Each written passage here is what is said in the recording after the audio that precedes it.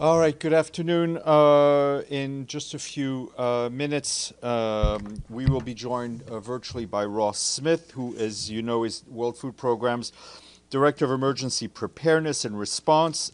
He will brief you on the situation in Gaza and the incidents around the WFP convoy that happened over the weekend, and he will be connected from Rome. Tomorrow, we will be joined by the chief economist of the Food and Agricultural Organization, Maximo Torero. He will brief you on the food price inflation and what to expect at the upcoming State of Food Security and Nutrition of the World Report 2025. Tomorrow's going to be a busy day. I'm telling you that now. Tomorrow at 9 a.m. Here at UN headquarters, the Secretary General will deliver a special address entitled Moment of Opportunity, Supercharging the Clean Energy Age. This is a follow-up to his Moment of Truth speech last year on climate. In his address, Mr. Guterres will highlight that the clean energy future is no longer a promise, it is a fact, and no government, no industry, and no special interests can stop it. Although unstoppable, the energy transition is not yet fast enough or fair enough, and he is expected to tell you. He will also share new data from a specialized technical report prepared by his climate action team with the support of various UN agencies, funds, and programs, as well as leading international institutions. The report, which will be released tomorrow, shows the latest available science and evidence on the progress and opportunities and benefits of the emerging clean energy economy. If you can't join in person, I think you've all received RSVPs on how to connect, and the speech will be broadcast live on UN Web TV. Then at 10 o'clock tomorrow, the Secretary General will deliver remarks to the Security Council's open debate on the maintenance of international peace and security, promoting international peace and security through multilateralism and peaceful settlement of disputes. He's expected to note that around the world we can see the utter disregard for, if not the outright violation of international law, including international human rights law, international refugee law, international humanitarian law, and the UN Charter itself, and all of this without any accountability. The Secretary General is expected to highlight that diplomacy may not have always succeeded in preventing conflicts, violence, and instability, but it still holds the power to stop them. I also expect him to speak to the situation in Gaza in his remarks tomorrow. This morning in the General Assembly Hall, the Secretary General spoke to the high-level political forum. He underscored that this year the forum arrives at a time of profound challenges, but also real possibility, mentioning the pandemic agreement adopted by the World Health Organization, government commitments at the third UN Ocean Conference, and also the fourth International Financing for Development Conference, where countries agreed to a new vision for global finance. He noted that these are not isolated wins. The Secretary General also highlighted there are signs of momentum, signs that multilateralism can deliver, and that transformation is not only necessary, it is possible. Those remarks were all shared with you. Turning to the situation in Gaza, and as you heard in his remarks this morning, the Secretary General said that the mass shooting and killings of people seeking United Nations aid for their families in Gaza is an atrocious and inhumane act which he utterly condemns. You will also see that on Sunday, the World Food Programme convoy carrying vital food assistance crossed from Israel into Gaza and encountered large crowds of desperately hungry civilians. You'll hear more about that from our guest, Mr. Ross. As for our colleagues at the Office for the Coordination of Humanitarian Affairs, they tell us that amid ongoing shelling, displacement, and destruction, it continues to receive deeply concerning reports of severely malnourished people who are arriving in medical points and hospitals in extremely poor health. Yesterday, the Ministry of Health reported that more than a dozen people, including children, have reportedly died from hunger in the last 24 hours. Our agencies on the ground warn that the conditions in Gaza are nearly impossible there. Civilians must be protected, and the consistent and safe delivery of aid at scale must be facilitated to reach more than 2 million people on the brink of famine. And as you are well aware, over the weekend, Israeli military issued another displacement order in Deir al-Balah, spanning 4 neighborhoods.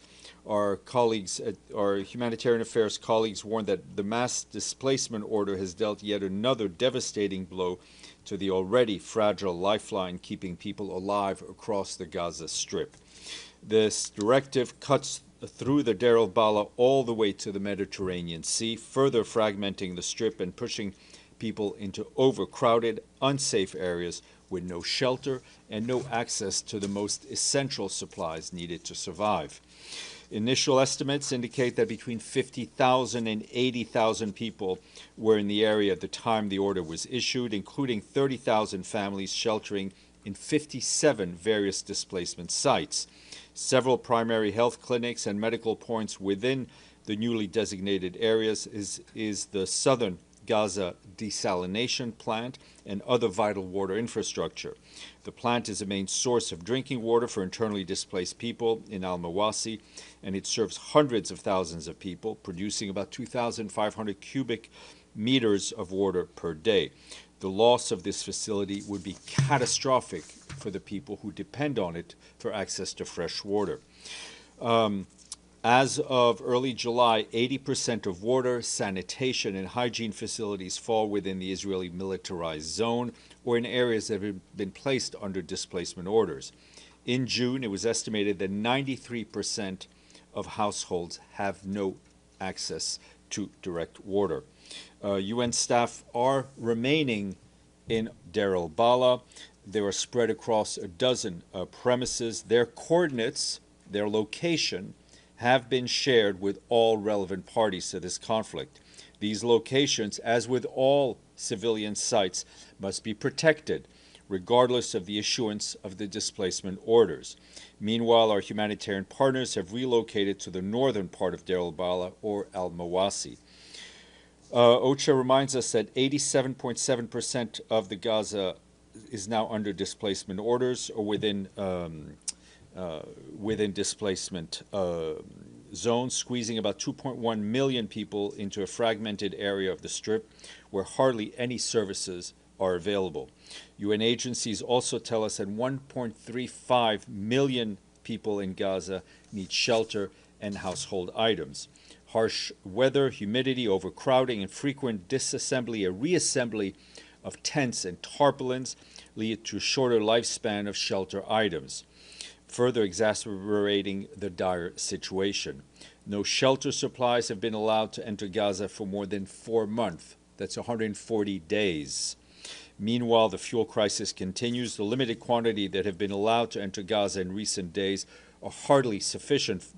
UN agencies and our partners are prioritizing this fuel for the most critical operations. And just to update you on the efforts of our new humanitarian coordinator for the occupied Palestinian territory, Ramiz Al-Akbarov, who arrived recently. He met with the Prime Minister of the State of Palestine, Dr. Mohammed Mustafa, in Ramallah.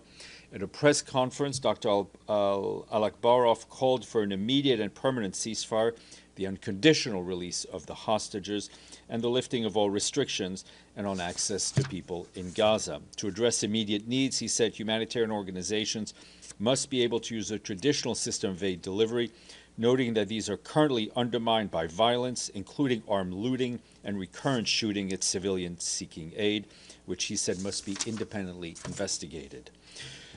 Turning to Yemen, we've seen the recent escalation between the Houthis and Israel, and I can tell you that the Secretary General is deeply concerned about the renewed airstrikes on Hudaydah port conducted by Israel today. These strikes occurred while the UN mission to support the Hudaydah agreement was patrolling locations in the northern part of the port.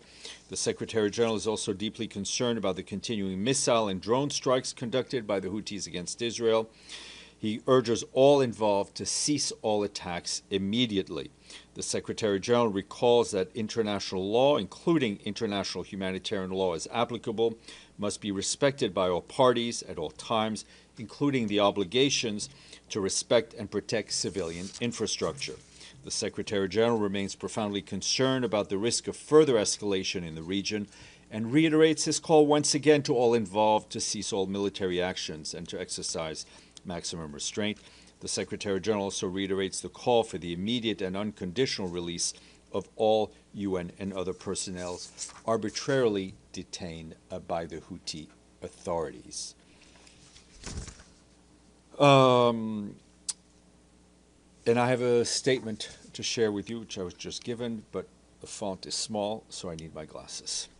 This is on the situation in Gaza. The Secretary General is appalled by the accelerating breakdown of humanitarian conditions in Gaza, where the last lifelines keeping people alive are collapsing. He deplores the growing reports of children and adults suffering from malnutrition. The Secretary General strongly condemns the ongoing violence, including the shooting, the killing, and the injuring of people attempting to get food for their families. Civilians must be protected, civilians must be respected, and they must never, ever be targeted. The population in Gaza remains gravely undersupplied with the basic necessities of life. Israel has the obligation to allow and facilitate by all means at its disposal the humanitarian relief provided by the United Nations and other humanitarian organizations. The Secretary General notes that the intensification of hostilities in recent days comes as the humanitarian system is being impeded, undermined, and endangered. A new evacuation order in parts of Deir al-Balah, homes for tens of thousands, pushes people into more desperate conditions and further displacement and restricts our ability to deliver life-saving aid. As I mentioned, UN staff is remaining in Deir al-Balah, and 2 UN guest houses have been impacted, despite the parties having been informed of the location of UN premises, which, as you well know, are inviolable. These locations, as with all civilian sites, must be protected regardless of evacuation orders. The Secretary General reiterates his urgent call for the protection of civilians, including humanitarian personnel, and the provision of essential resources to ensure their survival. He once again calls on the immediate and unconditional release of all hostages. We stand ready to significantly scale up our humanitarian operations. The time for a ceasefire is now. Moving to southern Lebanon, where our blue helmets at UNIFIL tell us that Israeli Defense Forces' military activities in their area of operations. Yesterday, peacekeepers observed heavy machine gun fire from an IDF position across the blue line in Sector East. Our peacekeepers were forced to take shelter, and thankfully no injuries were reported. Over the past few days, peacekeepers also faced incidents of aggressive behaviors by local individuals in Sector West. Once again, it is important to reiterate that the peacekeepers' ability to move freely and safely is a key requirement for mandate implementation. The parties must ensure the safety and security of our peacekeepers. On Friday, UNIFIL members found 2 unauthorized weapon caches in Sector West, including tunnels containing rockets, mortar rounds, and anti-tank missiles, as well as launchers. All of them were referred to the Lebanese Armed Forces for disposal. UNIFIL peacekeepers continue clearing roads debris and rubble from roads due to recent conflict in coordination with the Lebanese army. Peacekeepers also recently cleared several roadways, allowing civilians, Lebanese soldiers, and the peacekeepers themselves to move around more easily, including in Nakura and in other towns. UNIFIL soldiers have conducted over 280 such operations in South Lebanon since the cessation of hostilities understanding of last November. And on Friday, Lebanese Navy joined a UNIFIL maritime task force ship in patrolling the territorial waters of Lebanon. This kind of joint activity supports the Lebanese Navy in conducting standard maritime operations. Moving next door to Syria, our humanitarian colleagues tell us that more than 93,000 human beings have been displaced due to the escalation of hostilities we saw in Sweda Governorate as of yesterday. That displacement took place both within Sweda and towards neighboring Dara Governorate and rural Damascus. In Sweda, most displaced people are being hosted by local communities and at least 15 reception centers. Some 30 collective shelters have also been opened in Dara. According to reports, a number of hospitals and health centers in Sweda are out of service. Water infrastructure has been critically damaged, disrupting services for over a week. Significant cuts to electricity have also been reported, as well as disruptions to food and other supplies. Our colleagues in the Office of the Coordination of Humanitarian Affairs and working with our humanitarian partners and the interim authorities are working to facilitate a direct visit to Sweden to assess the needs and deliver further assistance when security conditions allow it.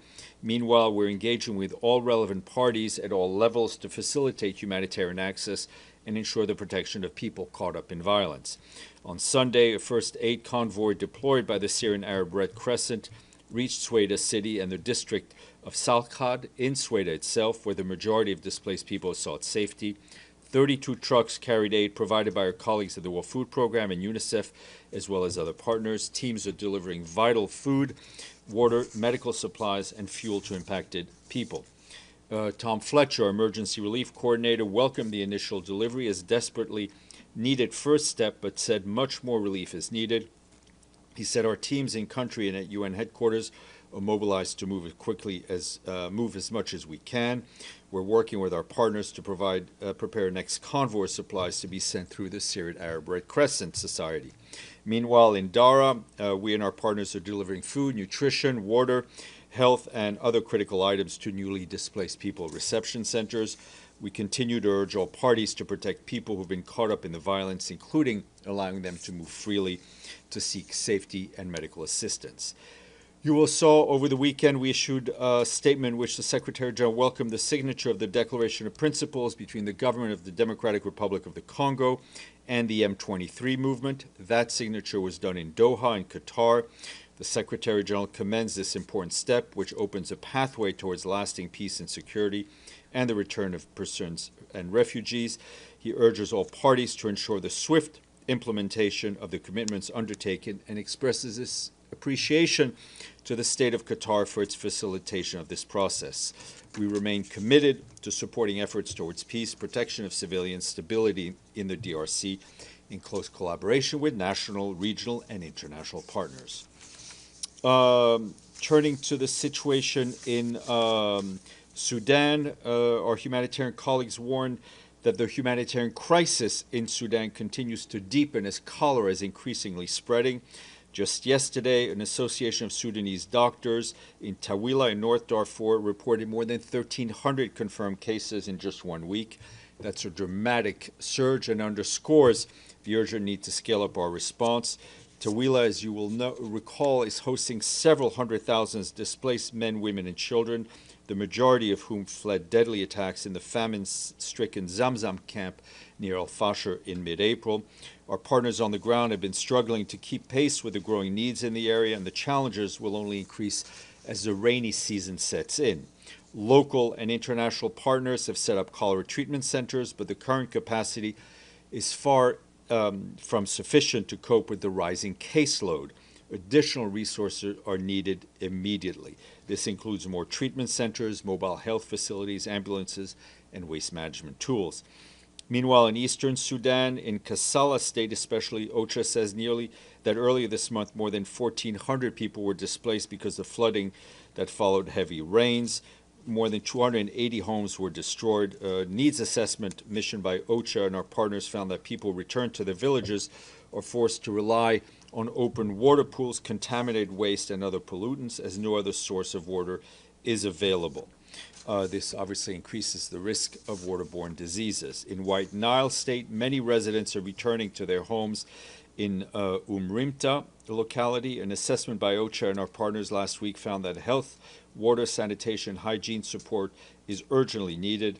We and our partners are working to mobilize supplies before the rain cuts off access. And returns to Khartoum and Blue Nile State are also increasing, with authorities beginning to restore basic services. At Sudan's northern borders, returns from Egypt have surged. IOM tells us that nearly 200,000 people have crossed back into Sudan so far this year. IOM says that since November last year, more than 1.3 million have returned to their areas of origin. However, those who are returning face serious challenges as the threats, especially from the threats of unexploded ordnance.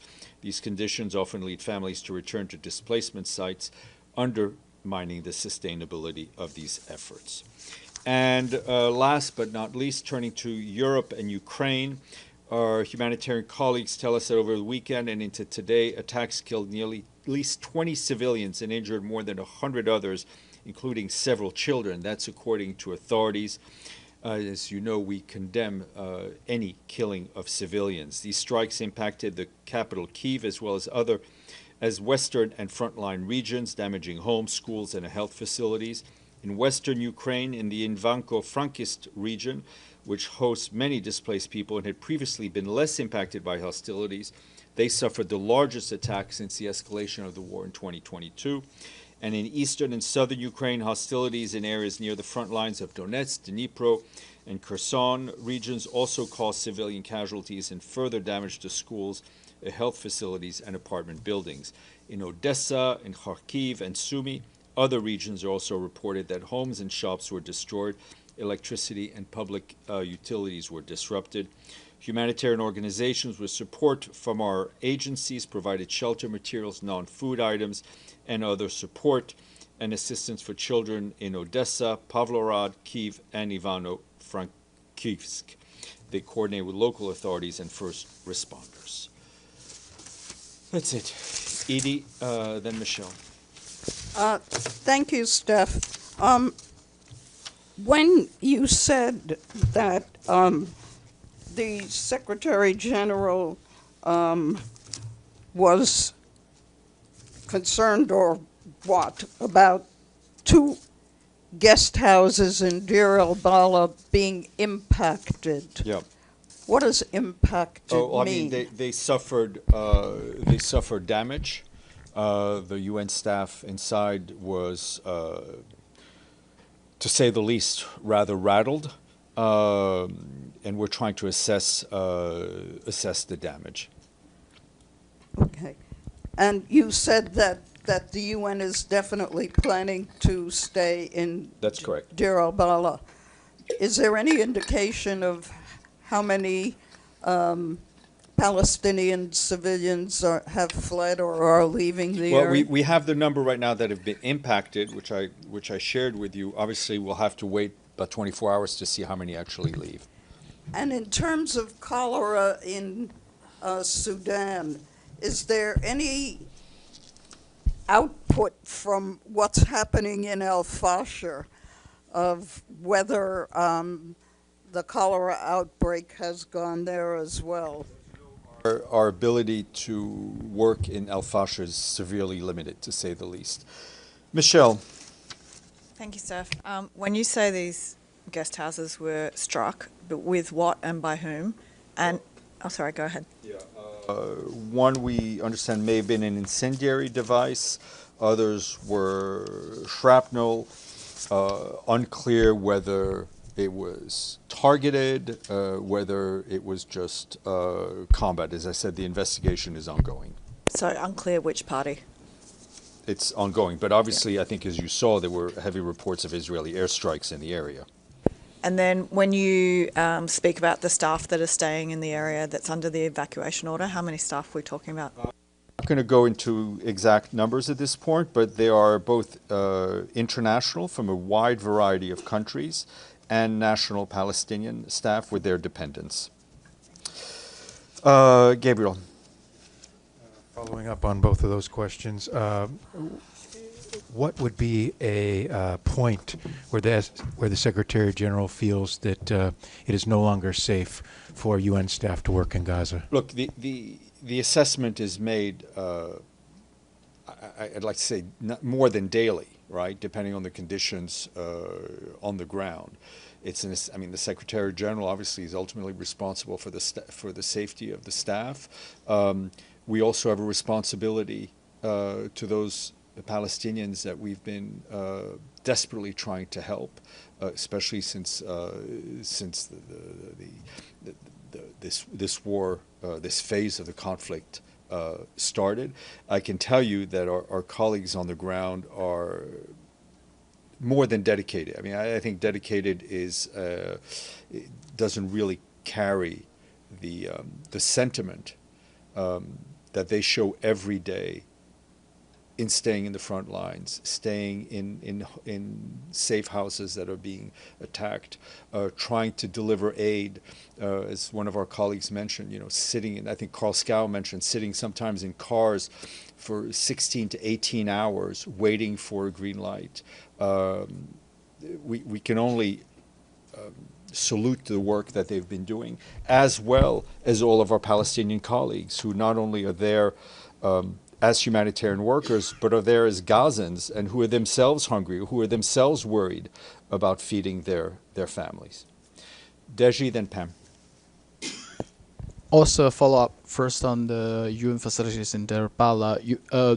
As I understand, if I understand correctly, the UN staff is going to stay in Deir Bala no matter there's evacuation order or not. Am I understanding correct? We are staying, currently staying. And as we've been saying from the beginning, when it comes to the protection of civilians, the protection of humanitarian workers, Israel has a responsibility to protect them, whether they stay or whether they go. So, which means in Deir Bala, those UN staffers will, or let me put it this way, will be against the evacuation order to stay? Yes. Okay, so if there's evacuation order, why they have to stay there? I mean, technically speaking, all the population will leave. So what's Well, I mean, first of all, Gaza is not a very large place. Deir al-Bala is our hub, is our humanitarian hub, right? From there, staff is dispatched to different parts of Gaza. That's where equipment is. This is where our headquarters are. We will, of course, follow and try to deliver humanitarian aid where the people are, and we've continued to do that. And another thing is today more than 20 countries put a joint statement to demand ending of the war in Gaza. Any response from the Secretary General? I don't think the statement was addressed to the Secretary General. The Secretary General has been demanding an end to this conflict for quite some time, as you hear me say every day. He's been asking, demanding a ceasefire. He's been demanding the release of the hostages. He's been demanding the delivery of humanitarian aid at a scale that meets the needs. Pamela Falk. Thank you, Steph. Late last night, Iran announced that Friday they will be meeting with the E3, France, UK, and Germany on the JCPOA. And the Iranian argument is that there is no legal justification for imposition of the snapback provisions given some of the non-participation in JCPOA. UN is a party to the agreement. What is the UN's view on snapbacks? No, we are not, the issue of snapback is in a Security Council resolution drafted and adopted by Security Council members. We welcome the dialogue between the Europeans and the Iranians, and let's hope for a return to the JCPOA, a return to dialogue, and a return to the cooperation between Iran and the IAEA. And so UN itself, I mean, no one affiliated with all of the negotiations. We are not at those discussions. Thank you. Okay. Yes, sir. Just today, Secretary General met with the Pakistani Foreign Minister today. And, there is a brewing crisis over there after this ceasefire, which is on a hold. Was there any discussion on India-Pakistan situation and how the Secretary General regards Pahalgam as a disputed territory or part of India? I do not have a readout yet of that meeting. As soon as I have something, I will share it with you. Stefano. Thank you, Stefan. The United States is the only country that has a leverage on Israeli government at the moment. So does the Secretary General think that the fact that the United States doesn't have at the UN at the moment an ambassador yet, all these months is not been able to really establish a policy with the United States that could help, use this leverage in convincing I'm not, Israel Stefan, to I'm not to sure do I something. understand the question addressed to me. What I'm just trying to say is that I suspect that the Secretary General, when has to now deal with Israel, that is in the lowest point of the relationship, I believe, between Israel and the United Nations. The only way is going through the United States. Is it correct to say something like that? I will leave all that analysis to you. We continue to have very regular contacts with the Israeli authorities in Jerusalem and in Tel Aviv. We continue to push those countries that have an influence on the parties to use that influence to bring an end to the conflict in Gaza.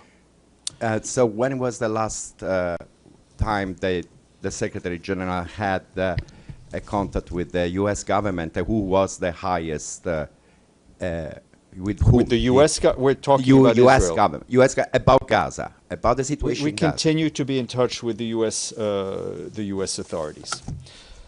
Okay, I don't. Any questions online? I don't.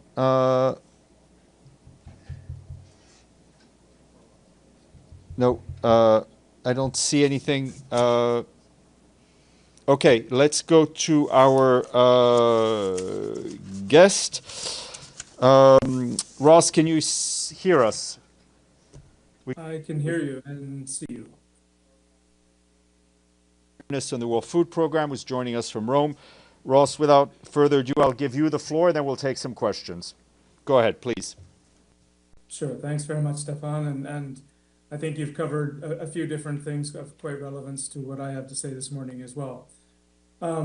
Just to say that, the hunger crisis in Gaza has certainly reached new and astonishing levels of desperation. And we see information we have is a third of the population are not eating for multiple days in a row. This includes women and children.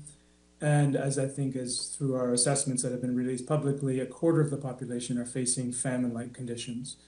We see severe acute malnutrition surging, so more than almost 100,000 women and children are suffering from severe acute malnutrition and need treatment as soon as possible.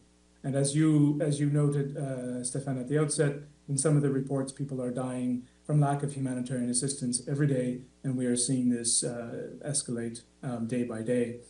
Clearly, food assistance, from my perspective, but humanitarian assistance more broadly, is the only solution at the moment. The markets are non-functional and nothing else. Nothing is really moving inside Gaza. For us, there are a set of minimum operating conditions for us to operate. And we need these to be in place in order to move effectively, to work effectively. This includes crossing points into Gaza, includes proper routing inside Gaza itself so we can move independently and at choice.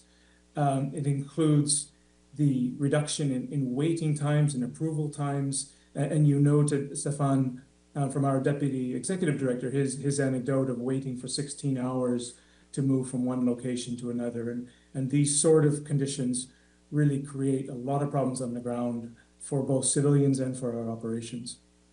These minimum operating conditions include more than 100 trucks a day that we need to move in order to have sufficient scale to alleviate the desperation that's there. And until we have that scale of assistance, there's going to be really, really difficult to control the situation on the ground. We also need to have no armed actors near food distribution points, near our convoys, and near the movement of those convoys from one place to another. We need to be able to reach people where they are, not in otherwise predetermined locations. And I would say above all, Stefan, that we have had agreements in principle on these things, but we have not had adherence to these in practice in Gaza itself. And this is really where the breakdown is. And it's where we see incidents like you referenced yesterday take place. And so for us, in order to operate, the minimum are these conditions I've just outlined here, but adherence to those conditions by all parties inside Gaza. I can only highlight the critical nature of somebody, I think there's someone online. I can only highlight the critical nature of the ceasefire and the need for a ceasefire at the moment so that we can move effectively. Yesterday's incident is one of the greatest tragedies we've seen for our operations in Gaza and elsewhere while we're trying to work. And it's completely avoidable, and it's an absolute tragedy. So, Stefan, I'll just start with those opening points. I'm happy to answer any questions on details. Thank you. Very much, Ross. Edie?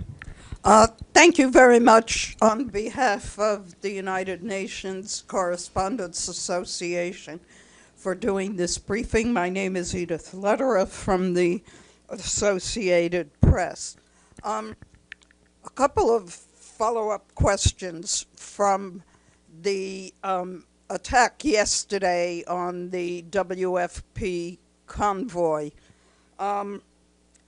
What is WFP's estimate of how many people were killed and injured? We've seen reports of, I believe, 80 people killed, and which have been questioned by the Israeli authorities.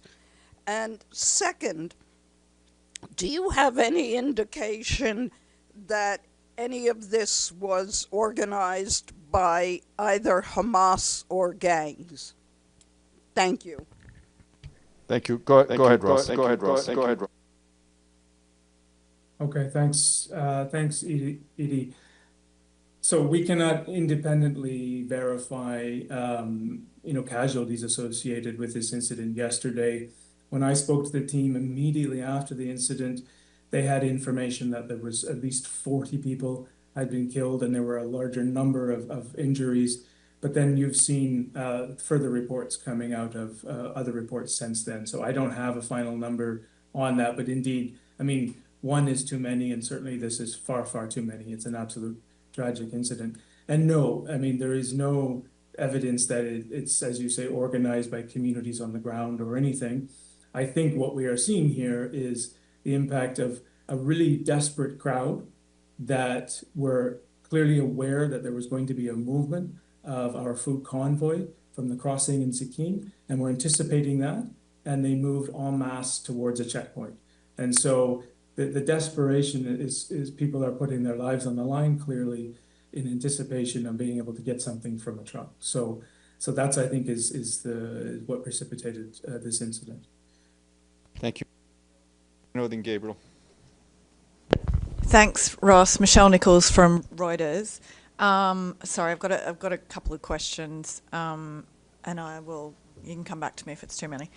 You mentioned the agreement for 100 trucks a day. On average, how many have you been getting in?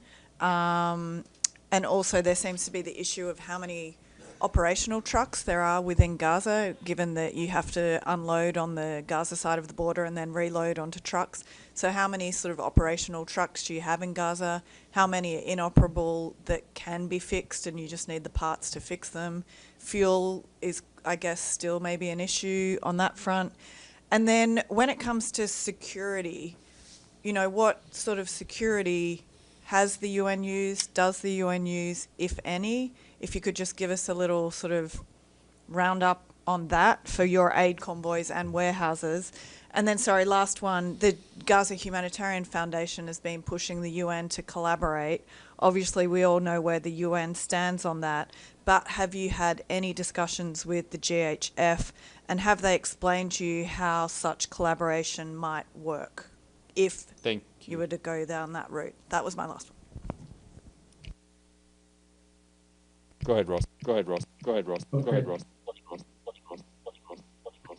Thanks. I'll take these. A few questions there. Thanks, Michelle.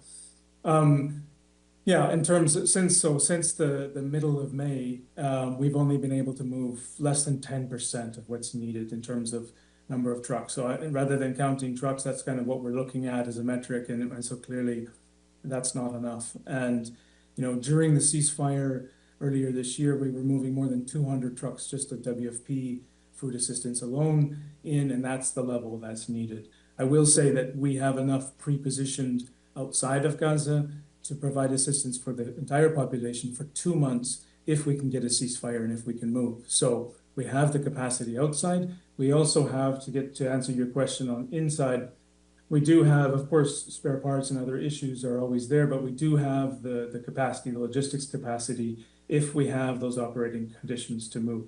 Fuel is an issue, of course, so in order to be able to operate in the context of a ceasefire or a context where all of these minimum operating conditions are met, we need obviously fuel to run the vehicles. We do not use armed escorts for our convoys, and further, we do not have any operational relationship with GHF. And you know, I think I'll revert to all the other briefings you had on this. We of course talk to in every context. We talk to many people, but certainly we do not have an operational agreement with GHF. Benno? Thanks, Ross. Benno Schwinghammer with the German press agency. You mentioned nearly 100,000 people suffering under acute malnutrition. Can you give us a clearer picture what that means? How long do you estimate would it take for people to starve to death in Gaza on a large scale if nothing changes? Yeah, thanks, Benno. I mean, severe acute malnutrition, you know, the mortality risks are very, very high, especially for young children. So they need treatment immediately. We are seeing reports, and many of these are, of course, anecdotal reports, but lots of reports of people dying of starvation now. It's very different for an adult versus a child, what it takes to starve to death or to die of acute malnutrition. But we are seeing many of those reports. I don't have more specifics than that, and I can just refer you back to some of those assessments we've done on the percentage of the population in famine, for example. So you see reports about starvation now, and you deem them credible? We certainly see reports of, and we hear reports of people that are starving to death, and we certainly have the numbers of people that are suffering from severe acute malnutrition, as well as our monitors and our monitoring information that tell us, as I mentioned at the top, the number of people that are skipping, including women and children, meals, food for multiple days in a row. So certainly we have evidence of the severity of the situation. Gabriel, then Dulcie. Thank you, Ross. This is Gabriel Elizondo from Al Jazeera English. A follow-up question on the incident that took place yesterday. You said that your convoy, as it approached the civilians, came under fire from Israeli forces. My question is, did you guys know that the Israeli forces were there, but there was an agreement that they would allow the safe passage of this aid, or did you not know that they were there and you were surprised by them? When I say you, I mean the WFP convoy. Thank you. Okay, thanks, Gabriel. Yeah, I mean, I think these are known positions, and so known routes of trucks and known locations of checkpoints. So the issue, Gabriel, is that when our convoy is moving away from the loading platform through the routes inside Gaza, they have to pass through checkpoints. Civilians are anticipating these trucks to arrive, and they crowd the checkpoints. When they crowd the checkpoints, then there are incidents that happen around those checkpoints. So I think that's, you know, I don't have more granular detail than that, but just to say that is what has happened in this case with this checkpoint outside Zikim. Thank you. Dulcie, then Pam. Then. Hi, thanks very much. It's Dulcie Leinbach from PES Blue. I did want to go back to the notion of collaboration with GHF, because they're holding media briefings every morning now, and they paint quite a different picture from what the UN is saying and how UN defends itself by not working with the GHF. And they say, they even direct their remarks to Cindy McCain saying, you know, give us a call, basically, we want to talk.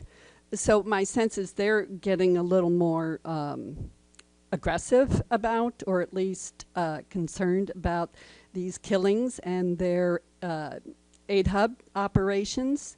And they also say things like, you know, there are 100 UN trucks waiting outside and the food's rotting, and, you know, how can the UN let this happen? So if you could just, I mean, I know the UN says that the GHF is not using international humanitarian law obligations. But what about the possibility at this point working with them in, I mean, because they never say how they would work with you. So that's the big question. Thanks. Yeah, thanks for the question. I mean, you know, I probably am repeating points you've heard before, but certainly as, you know, as a humanitarian organization, the work we do and upholding those humanitarian principles are vital for the trust that people put in us. Civilians inside Gaza put trust in us, and of course, people everywhere around the world that we support. So, you know, we talk to many people in the course of our work, but we are only have operational relationships with people that uphold those values and principles by which we are able to operate. And so that is our stance. We do not have an operational partnership with GHF. We understand, of course, we know what they are doing inside Gaza. They are working there and they are working in parallel to our operations, and that's fine. But we are not, we do not have an operational relationship with them.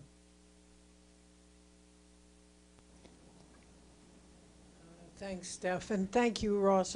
Follow up, I had a different question planned, but follow up to this last question. They clearly the GHF rejected UN aid in the beginning and now is coming back around to working together. What exactly, when you say international law, we all know what that means generally, but what specifically would you want them to do in order to cooperate? In other words, not be armed, not shoot at people come by, what specifically? And then my original question, if I may, was just what's happening when people are injured at the sites? There are not many hospitals operating. Are there medics? Is it Red Cross or anyone there to deal with the wounded? Thank you. Pamela Fogg. Thank you. Okay, thanks. Stefan, I'm getting a bit of echo here, but I think I've got the question, it's fine. So just working backwards on your last question, I mean, I don't have the specifics of the medical facilities available, so of course people are going to you know, to the facilities that are available for assistance, but I don't have any details on that.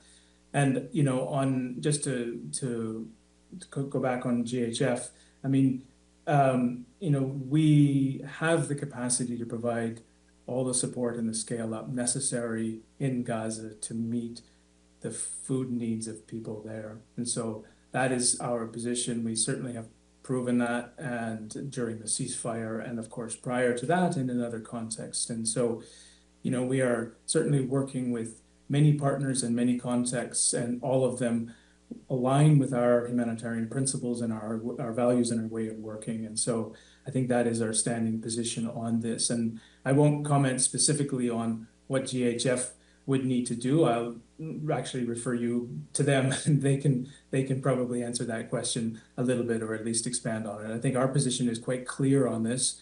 And yeah, thanks, Stefan. I'll turn it back to you. Thank you, Stephen, and thank you, Ross. This is Minglu from China Daily.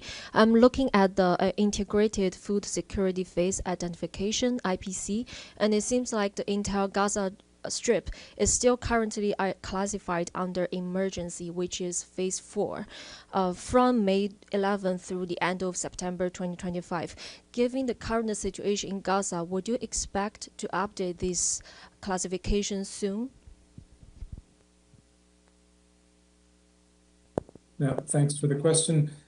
Indeed, I mean, we have the entire population in Gaza under emergency or higher levels of hunger, and actually 1/4 of the population is under IPC phase 5, so facing famine-like conditions. And I anticipate that number to grow just given what we are seeing on the ground. So we do update the IPC regularly, both the assessments and the forecast that you're referring to there. So we will have an updated one in the future, yeah. Thank you. We're going to go on online. Magdalena from Bloomberg. Magdalena, go ahead.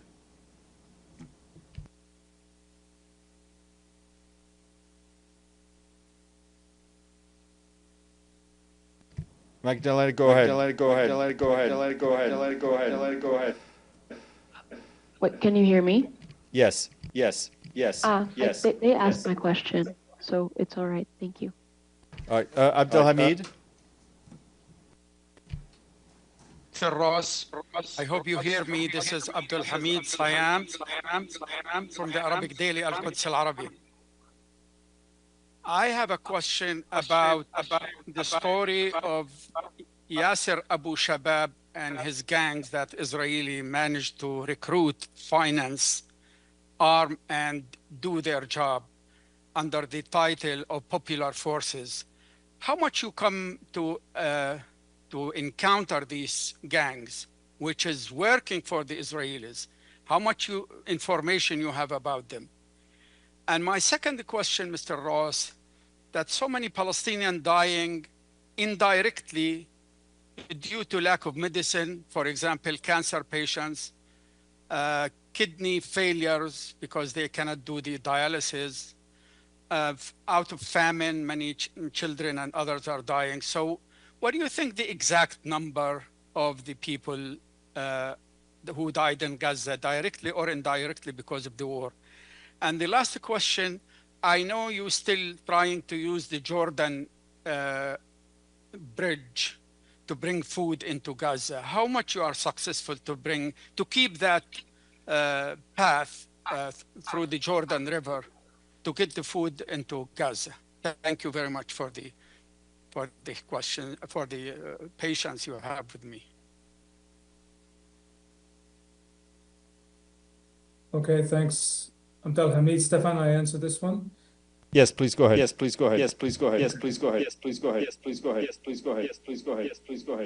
thank you. I've got a lot of echo on the line, but I got most of the question.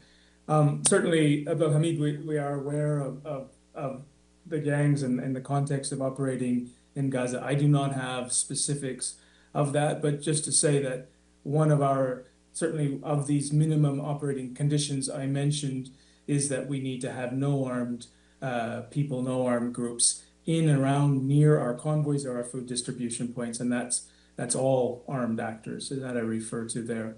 And certainly, you know, the presence of armed and criminal gangs is a big risk factor for us. I don't have details. You mentioned the number of people died. I'll refer you back to some of the other figures that are out there on that. So I don't have anything with me. And just to say on your last question on the crossings into Gaza from the outside, what we're asking for, what we're pushing for, is the ability to use all of those crossings. And I think in the context of a ceasefire, we will need that in order to move sufficiently from all directions into Gaza. Thank you. All right, we're going to take two more short questions. Stefano, short, and then Michelle, short. Thank you, Mr. So this is Stefano Vaccara, La Voce di New York, Ital Press. In the way you communicate with the people in Gaza, I mean, the way your organization is able to communicate it, do you think that must, you maybe have to change some way, or maybe you're already doing, but can you explain to us how you explain to the people when you eventually when you're coming, or how you can distribute it, also to prevent that the people, will do what did before, then find themselves in dangers and so on?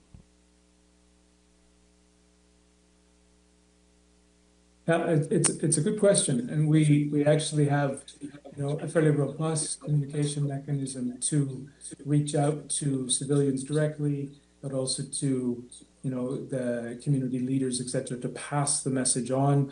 We continue to use that. Unfortunately, it is not preventing what we've seen yesterday, and that's because of the desperation of people. They know that the risks are there because, of course, they have seen it firsthand, but they continue to crowd in these locations where there is live fire and where there are armed actors and where there have been previous incidents. And so it just gives you, I think, a real reading on the level of desperation. An individual must feel a decision that they must make to go out in front and potentially be fired upon in order to receive a bag of food. Thank you, Michelle. Thank you. Thanks for coming back to me. On GHF, when it comes to collaborating with the UN, I'm just going to keep it blunt. We're just trying to work out what they would have proposed or what they have proposed to the UN. Does it involve the UN having to pay GHF for security, for aid convoys and aid distribution? Is that what they're proposing to the UN? And then when it comes to getting your 100 trucks in a day, why isn't that happening? What's the simple answer on why that's not happening? Yeah, thanks.